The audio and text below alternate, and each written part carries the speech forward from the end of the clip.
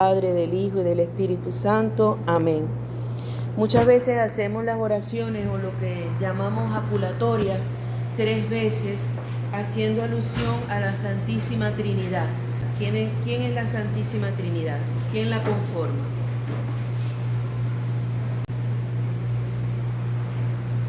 Padre,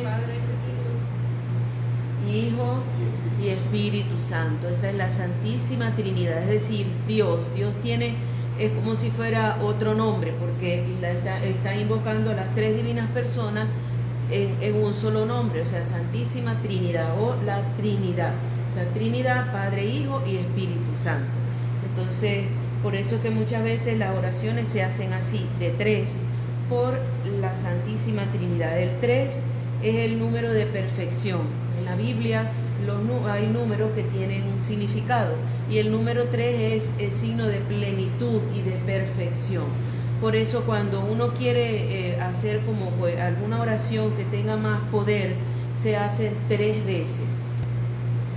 Bueno, continuando un poquito con lo que dejamos ayer, porque ayer tuvimos que cortar un poco antes de tiempo, porque tenía la otra reunión. Voy a completar la explicación, ¿verdad? Decíamos que Jesús tomó el lugar del Cordero que iba a ser sacrificado por los pecados y ya no iba a ser un animal, sino que era Jesús. ¿Y por qué Jesús viene por qué el Padre manda a su Hijo a la tierra para que muera y se sacrifique por los pecados? ¿Por qué? Porque ya les había explicado ayer y a los demás en su primera clase, ¿verdad? En la introducción, que la ofensa que habían hecho Adán y Eva hacia Dios era una ofensa infinita y el hombre no tenía la altura o la talla de Dios para poderle pedir perdón a Dios, digamos, cara a cara, para que Dios nos perdonara. Entonces, por eso, ¿qué pasa? Dios envía a su propio y único Hijo para que, siendo hombre y a la vez Dios, Él tenga esa altura y esa potestad de poderle pedir perdón a Dios cara a cara, porque era hombre pero a la vez era Dios. Entonces, para eso vino Jesús al mundo, para poder reconciliarnos con el Padre.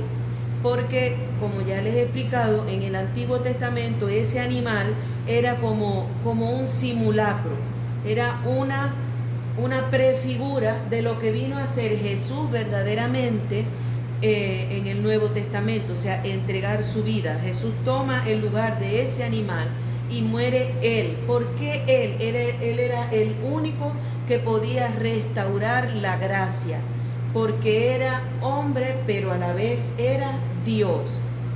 ¿Sí me entienden? Es como, imagínense como si yo le falto respeto al padre Osvaldo, ¿verdad? Y luego yo quiero pedirle perdón, pero no me atrevo, no puedo porque cometí una ofensa y yo le debo respeto al Padre, todos le debemos respeto al Padre. Entonces a mí me da mucho temor pedirle perdón al Padre porque siento que fue una ofensa muy grave. Yo puedo buscar otro sacerdote, hablar con otro sacerdote, confesarme y decirle a ese otro sacerdote que interceda por mí y le pida perdón al Padre en mi nombre. Entonces ya sí va a ser un sacerdote con otro sacerdote, ¿verdad?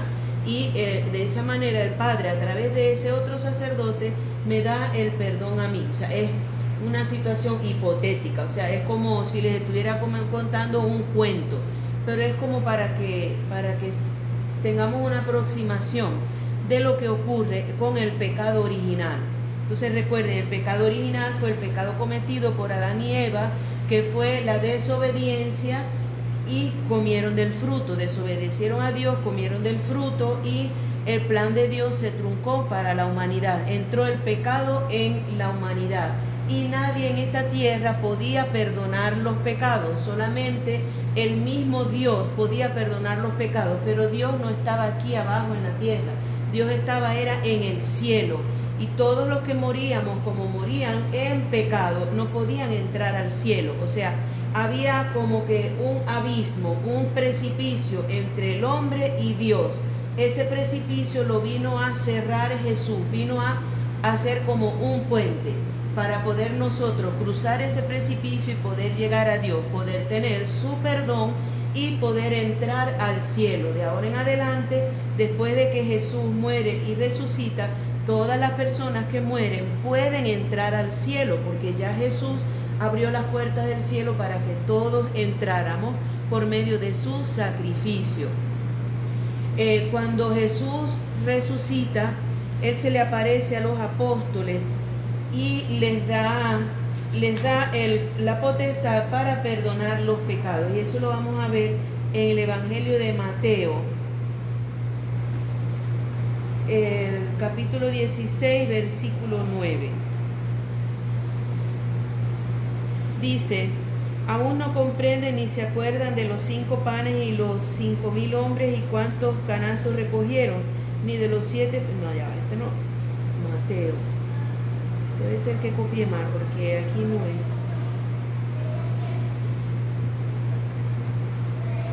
A ver, vamos a ver 18.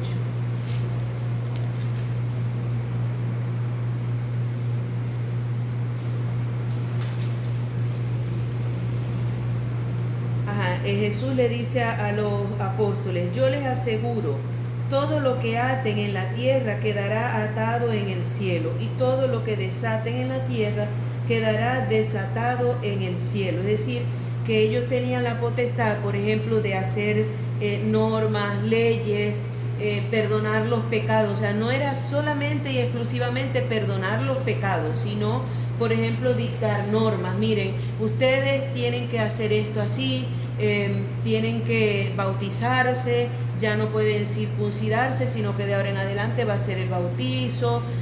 Nos vamos a reunir para celebrar la cena, la fracción del pan, y vamos a hacerlo de esta manera, vamos a leer estas lecturas. Es decir, Dios les entregó a los apóstoles el poder de gobernar la iglesia, y gobernar es poner normas y guiar a los demás discípulos que venían con ellos, ¿verdad? Que se congregaban, es decir, como nosotros. O sea, el padre Osvaldo pone las normas aquí en la parroquia y nosotros todos debemos asistir y obedecer. Esa potestad la dio Jesús ahí a los discípulos.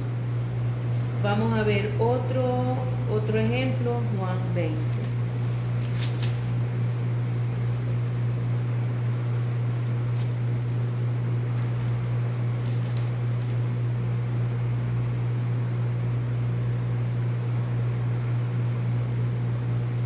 Dicho esto, sopló y les dijo, o sea, Jesús a los discípulos: reciban el Espíritu Santo.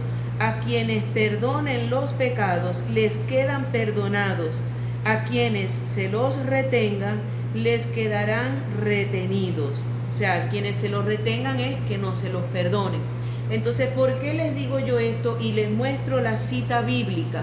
Porque, por ejemplo, los hermanos evangélicos, los hermanos separados, ellos no se confiesan. Ellos dicen que ellos se confiesan directamente con Dios, que ellos no se van a confesar con otro hombre pecador, que, o sea, ellos no tienen la confesión, y hablan mal de los católicos porque nosotros nos confesamos y creemos en la confesión. Entonces, a ver, aquí Jesús les está diciendo claramente: a quienes perdonen los pecados les quedarán perdonados. Fíjense, esto es una Biblia, ¿sí? No estoy inventándolo, esto está en la Biblia.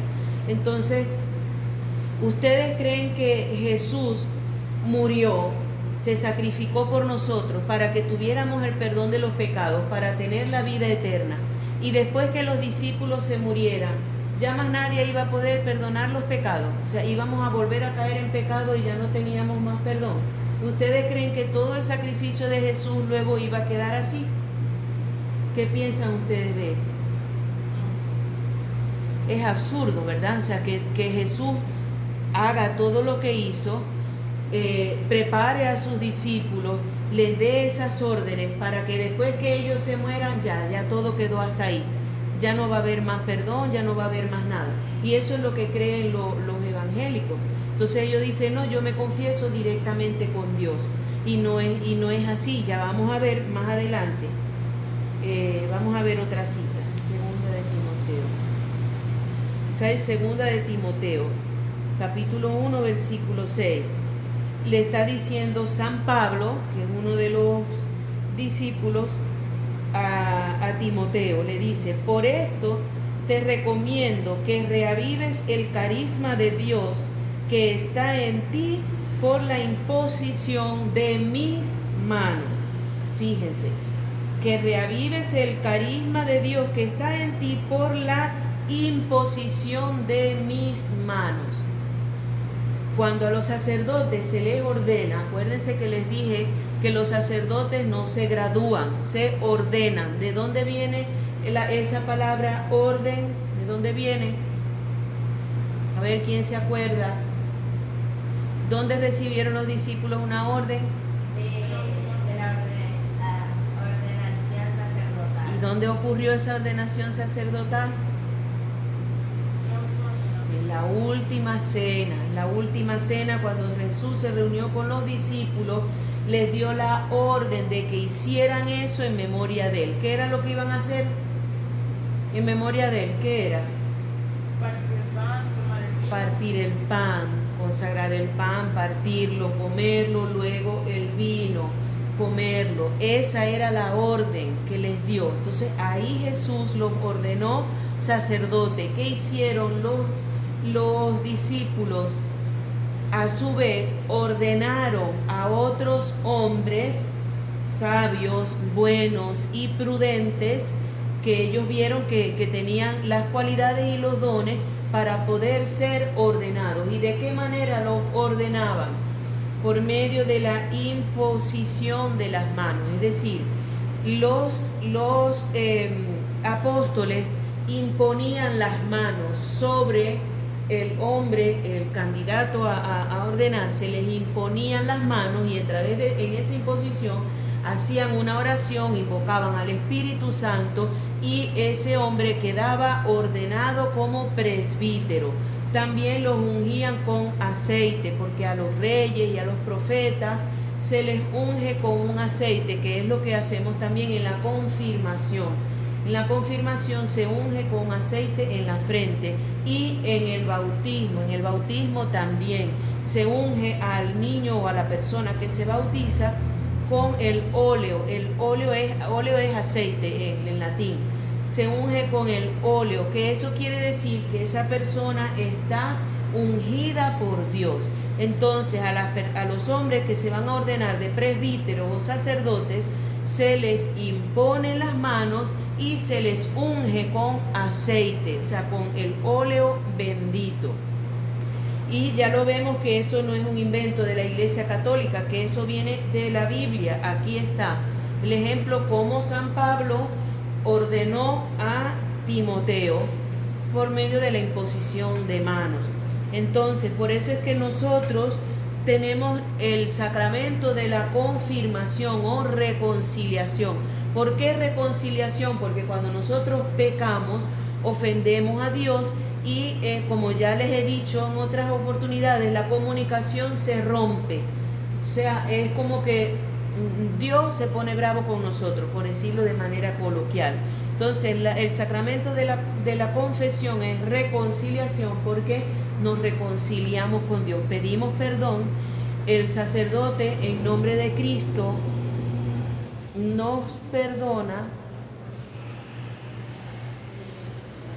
y bueno, por eso es que nosotros nos confesamos, porque es un mandato bíblico. Jesús lo dejó establecido antes de irse.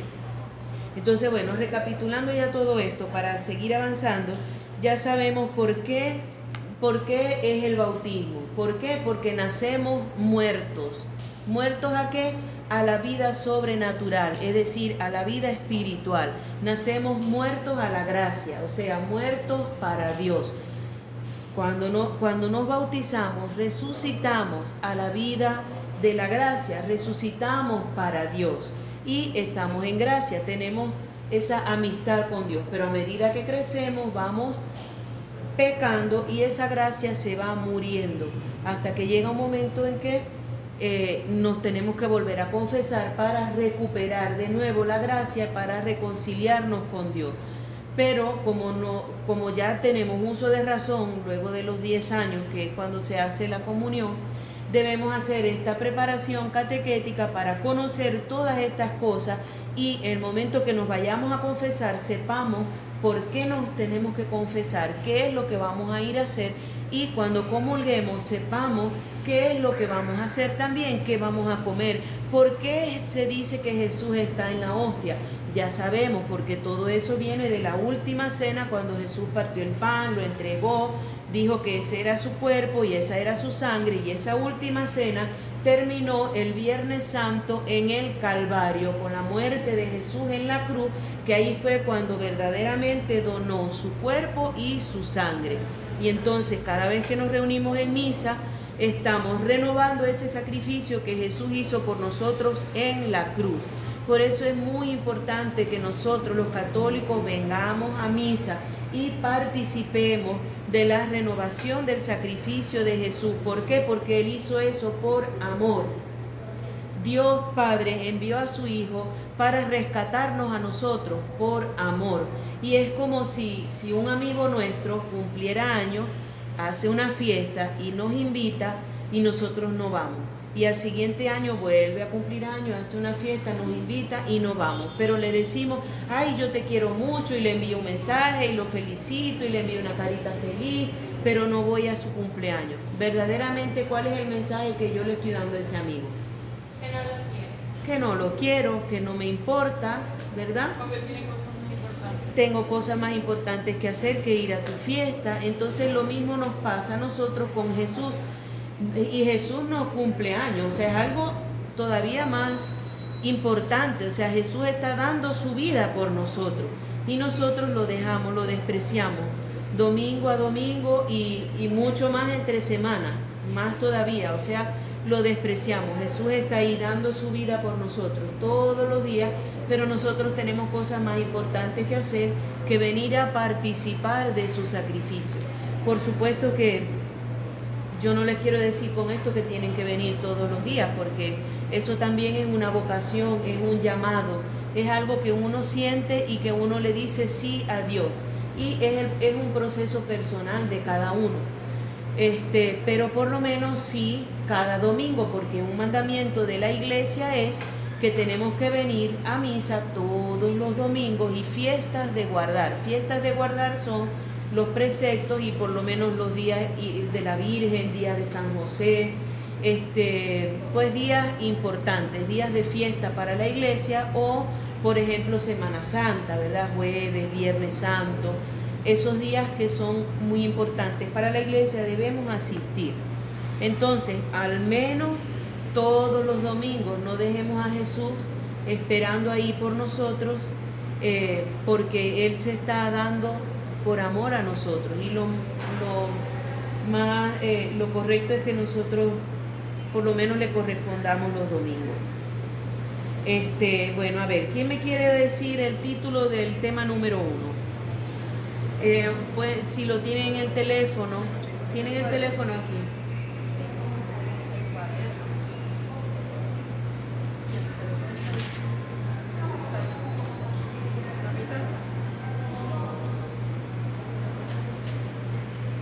Dios creó al ser humano y le dio la vida sobrenatural. Ok, Dios nos creó. ¿Por qué nos creó Dios? Dios no tenía necesidad del ser humano. Nos creó para amarnos y nos creó por amor. ¿Qué es la vida sobrenatural? Ya se lo he explicado en otras ocasiones. ¿Qué es la vida sobrenatural? Lo que no podemos ver, pero lo podemos. Muy bien, lo que no podemos ver. No podemos ver, por ejemplo, los ángeles, no podemos ver al demonio o porque son muchos. No podemos ver nuestros pensamientos, no podemos ver nuestra alma. Yo no puedo ver el alma de ustedes, pero por eso quiere decir que nada de eso existe. No, todo eso existe. Nosotros tenemos un alma que no la podemos ver, pero existe.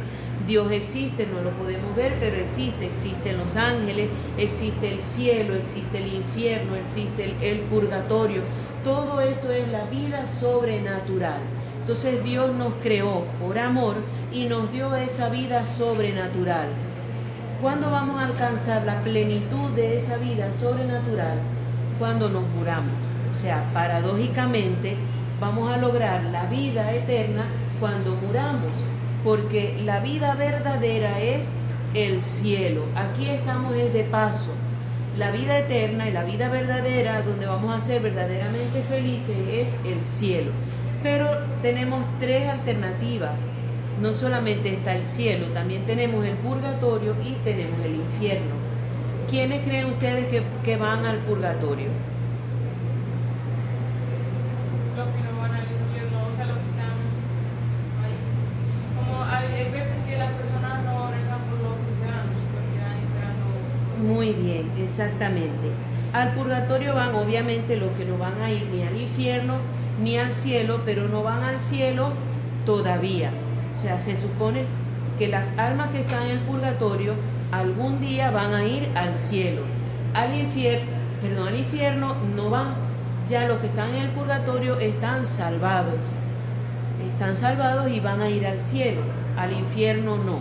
¿Quiénes van al infierno? Pues las personas que se obstinan en la maldad, que se obstinan en no creer en Dios, en ofender a Dios, que no siguen los caminos ni siquiera de la ley natural. Es decir, hay gente que no cree en Dios porque nadie le ha hablado de Dios. Pero esas personas no necesariamente van a ir al infierno si esas personas en su vida cotidiana son buenas. Ustedes seguramente conocen casos de gente que no sabe nada de Dios, que no vienen a misa, pero son personas buenas, que no ofenden al prójimo, incluso ayudan a otras personas, es decir, practican el bien. Esas personas no necesariamente van a ir al infierno porque no creen en Dios. Pueden ir al purgatorio, pero tal vez no al infierno. Al infierno van a ir los que, sabiendo que existe un Dios, se empeñan en ofenderlo, en negarlo y en hacer el mal. Esas son las personas que van al infierno. Los que desconocen a Dios, los que, sabiendo que Dios existe, sencillamente lo ignoran, no le quieren hacer caso, y no tratan de ser mejores personas, no tratan de hacer el bien a los demás. Y como dijo Andrea, perdón,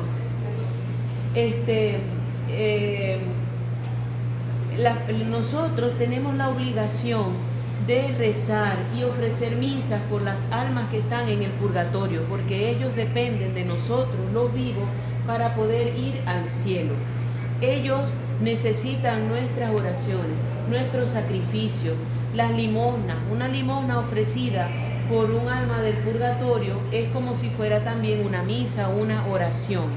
Todo lo que nosotros podamos hacer por nuestros familiares difuntos es muy necesario y ellos nos los van a agradecer.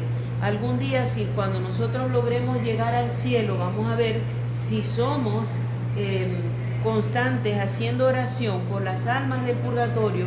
Esas almas, cuando suban al cielo, ellos van a interceder por nosotros, nos van a ayudar en nuestra vida, o sea, aquí en la tierra nos van a ayudar. Obviamente no nos vamos a dar cuenta, pero como ya les dije, la vida sobrenatural existe y todos esos santos que están ya en el cielo nos ayudan y interceden por nosotros. Y las personas familiares nuestros que suban al cielo, ya ellos son santos y nos ayudan a nosotros. Y si hay una persona que logra entrar al cielo con nuestra ayuda, por nuestras oraciones, esa persona va a estar siempre agradecida por nosotros y nos va a ayudar, porque nosotros lo ayudamos a llegar al cielo. Entonces, por eso es muy importante mandar a decirle misas a nuestros familiares difuntos o amigos, o a esas personas que sabemos que de pronto nadie les manda a decir misa porque en su familia nadie practica la religión ni nada. Nosotros podemos mandar a decir misa, rezar un rosario y ofrecerlo por esas almas,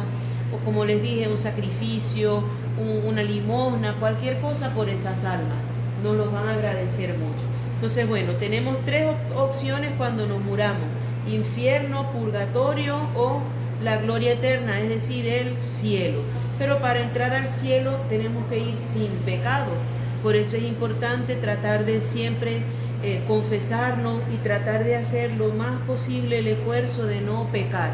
Porque todos esos pecados que nosotros cometemos, el sacerdote nos los perdona. Pues Cristo, perdón, a través del sacerdote nos perdona. Pero hay algo que nosotros tenemos que pagar. Por ejemplo, yo hablé mal de una persona y la difamé. Bueno, yo me confieso y Dios me perdona. Pero las demás personas que oyeron lo que yo dije van a quedar pensando todo lo que yo dije de la otra persona. ¿Sí me entienden? Entonces, el daño que yo le hice a la otra persona, yo no lo voy a poder reparar. ¿Me entienden?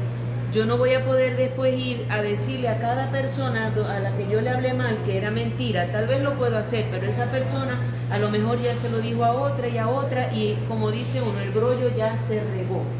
Entonces es difícil poder reparar el daño que uno le hace a otra persona. A veces yo puede ser que insulte a una persona, le niegue algo, la hiero, le hago un mal, un daño.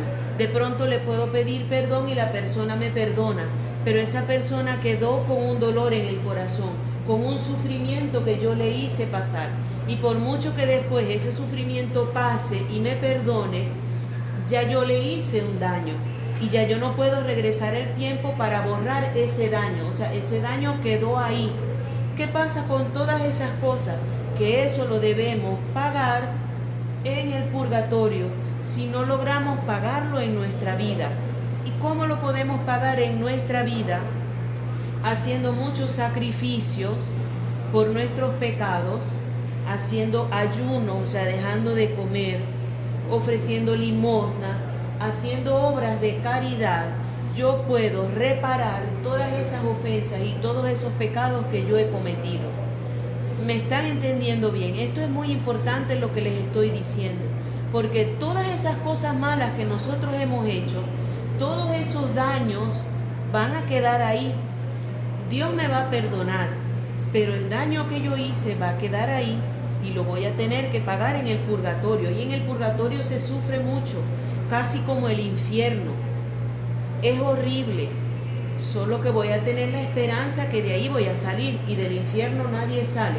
El alma que entre el infierno jamás sale. Del purgatorio sí vamos a salir para el cielo, pero se sufre mucho. ¿Cómo podemos acortar ese tiempo en el purgatorio? Haciendo eso: obras de caridad, ayuno, penitencia, ayudando a los demás, sacrificándonos. Así Dios va borrando todas esas consecuencias de los pecados que nosotros hemos cometido. De esa manera, sacrificándonos, viniendo a misa, ofreciendo misas por los difuntos. De esa manera es como que nuestra alma se va lavando de todas esas impurezas. Entonces, bueno, tenemos vida sobrenatural, que ya sabemos lo que significa. A ver, ¿quién me puede decir el tema 2?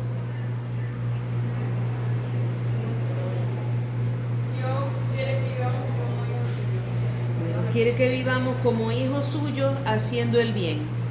O sea, al vivir como hijos de Dios, cumplir los mandamientos y haciendo el bien, bautizándonos, participando de los sacramentos, o sea, bautismo, penitencia, comunión, confirmación, asistiendo a misa.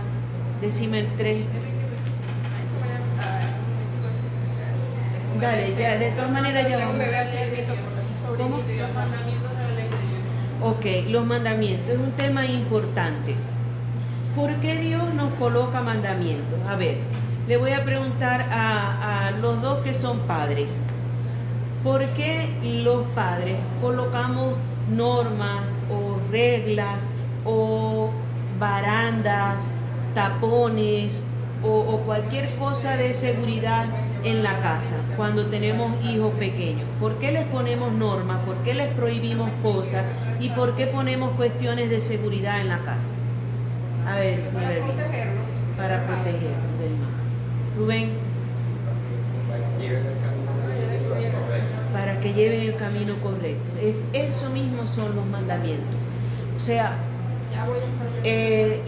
Dios ve, así como los papás, estamos grandes, ¿verdad? Vemos por encima de lo que el niño puede percibir. Nosotros sabemos cuándo él se va a enfrentar a un peligro y lo podemos atajar. Cuando ya son grandes y empiezan a entender, les decimos, no vayas por aquí, no hagas esto, no metas la mano aquí, porque ya nosotros conocemos, sabemos cuáles son los peligros que puede enfrentar. Asimismo nos pasa con Dios. Dios ya nos ve como un padre ve a su hijo. Él sabe los peligros que corre, pero ya no tanto nuestro cuerpo, sino nuestra alma, que al fin y al cabo es más importante.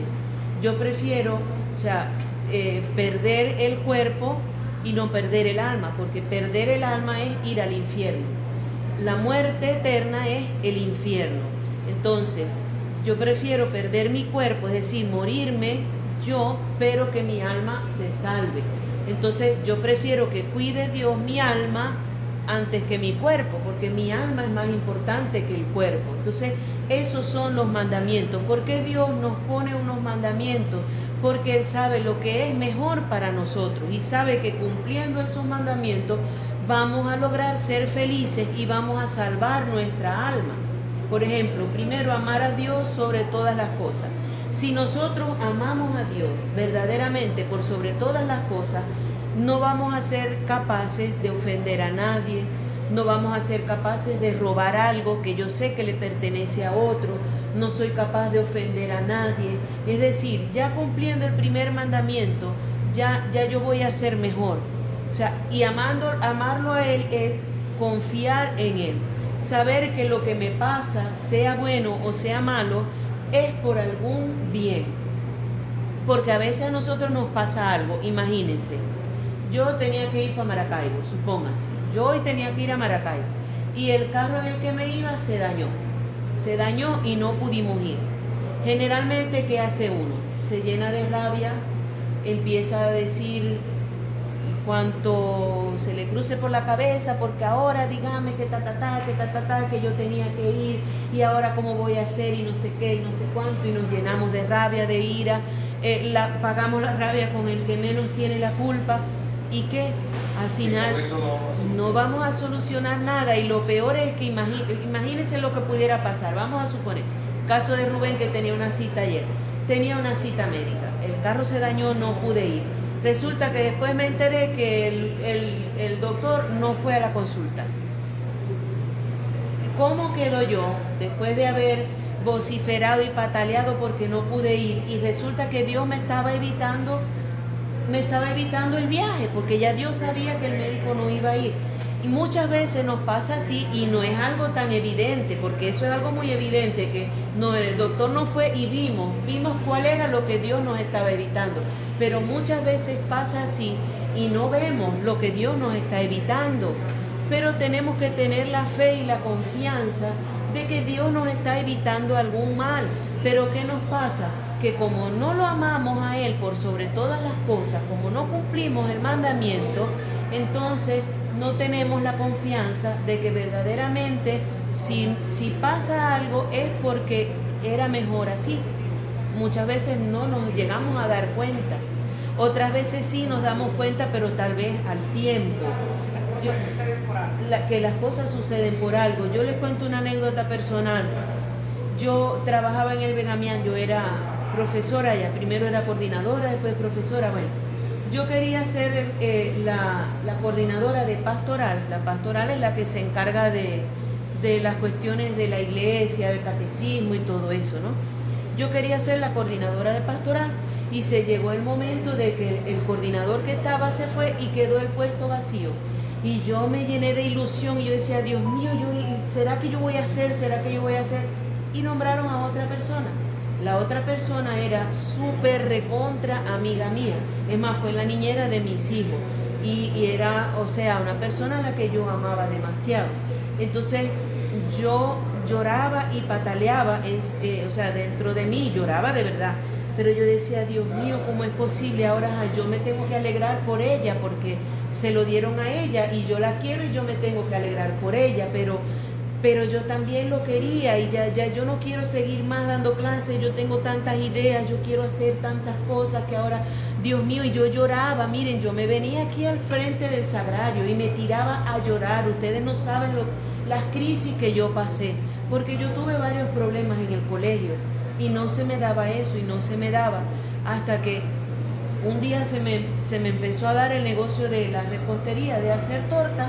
Comencé poco a poco a hacer tortas y me fue yendo bien y de pronto ya, ¿qué hice? Yo dejé el colegio porque con las tortas ganaba 10 veces más de lo que ganaba en el colegio.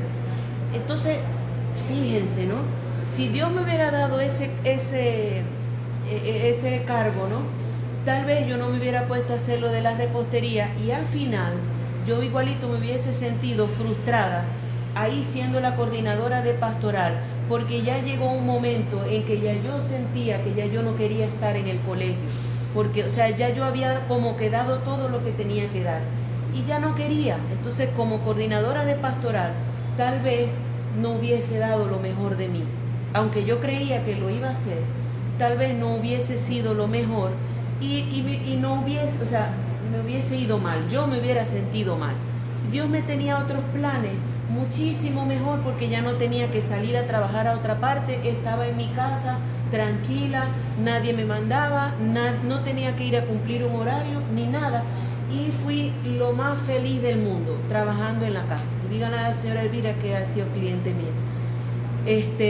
Entonces, pero eso pasaron unos meses, varios meses y yo en todo ese tiempo me sentía mal y sufrí mucho hasta que llegó un momento en que me di cuenta, yo dije, o sea, y tuve que pedirle perdón a Dios y darle muchas gracias por todo lo que había hecho, o sea, porque Él me estaba preparando para algo y yo eso lo quería ya, pero eso no podía ser ya, porque él tenía que preparar ese negocio poco a poco, porque eso no se hace de un día para otro, eso va poco a poco y Dios me fue preparando poco a poco. Entonces, bueno, yo voy a terminar hoy porque aquí va a haber la reunión de Emmaús y tengo que terminar ya. Lo que los invito es a cumplir, aunque sea ese primer mandamiento de amar a Dios. ¿Y cómo sabemos que lo amamos? Cuando verdaderamente confiamos en Él. Aunque no veamos la solución, aunque no veamos luz, como dice uno al final del túnel, aunque tenga problemas, saber que todas las cosas por las que uno pasa, si uno se pone en las manos de Dios, Él nos guía y Él nos va a llevar hasta la solución. A lo mejor no es la solución que yo quería, pero es una solución al fin y al cabo. Y es posible que la solución sea mucho mejor de lo que yo quería. Miren, porque no me voy a poner aquí a hablar de mí porque no es la idea, pero es que les puedo contar tantas cosas y al final de eso. Claro, exacto. Entonces, claro, o sea, Dios me ha dado tanto y tanto, o sea, que yo quería una cosa y Él me dio, o sea, muchísimo más de lo que yo quería. Y no es porque yo sea muy bonita, no, sino porque Él nos ama. Y si nosotros le damos así, o sea, Él nos da todo completo, porque Él, como dice el primer tema, nos creó, nos dio la vida sobrenatural, nos creó por amor y para amarnos. Y cuando nosotros lo comenzamos a amar a Él, Él se desborda en gracias, en amor, nos da cosas, nos llegan. El día que no teníamos nada para comer, ese día alguien llegó y nos trajo algo. Porque así me ha pasado a mí y muchas veces. Entonces, bueno, ya no quiero aburrirlos más. Yo sé que yo hablo mucho, pero es que no sé, bueno, hablar de Dios para mí es lo mejor. Muchas cosas que uno no sabía en realidad. Y bueno, y mientras uno más aprende también tiene más compromiso, porque el hecho de que yo sepa todo esto me compromete a ser mejor, a no meter la pata, porque ya sé y ya conozco y es más, o sea, es como que a mí me van a pedir más cuentas porque sé más cosas. Entonces es una responsabilidad también saber. Entonces la idea no es tampoco saber mucho, sino amar mucho. O sea, abran su corazón de hoy en adelante, hablen con Jesús, con el Espíritu Santo. Díganle lo que quieran, lo que necesiten. Díganle: Señor, te amo, pero quiero amarte más, quiero amarte mis hermanos, quiero amarte en los detalles, quiero verte en las demás personas, en las cosas. O sea, una oración espontánea el Señor nunca la desecha y siempre nos concede lo que le pedimos. Como les dije, a lo mejor no de la manera que nosotros queremos, pero de la manera que Él lo va a hacer, esa va a ser la mejor y no podemos tener dudas de eso.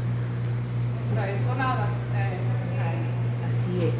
Bueno, vamos a darle gracias al Señor. Yo les pido que vamos a colocarnos un momentico de rodillas aquí mirando hacia el sagrario para...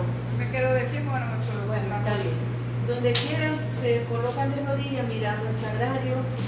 Vamos a darle gracias al Señor, gracias a Jesús por este día, por esta catequesis. Te doy gracias, Señor, por estos hermanos. Que seas tú el que toque su corazón, el que guíe siempre sus pasos y su vida. Tú que entregaste tu vida por nosotros, Señor. Tú nos amas como nadie jamás nos va a amar. Que podamos nosotros corresponder a ese amor en nuestra vida y que podamos también amar un poquitico como tú amas. Danos la gracia, Señor, del sacrificio, de la oración, de poder siempre darnos a los demás, orar por nuestros difuntos y amarte siempre, Señor. Gracias, Señor, gracias.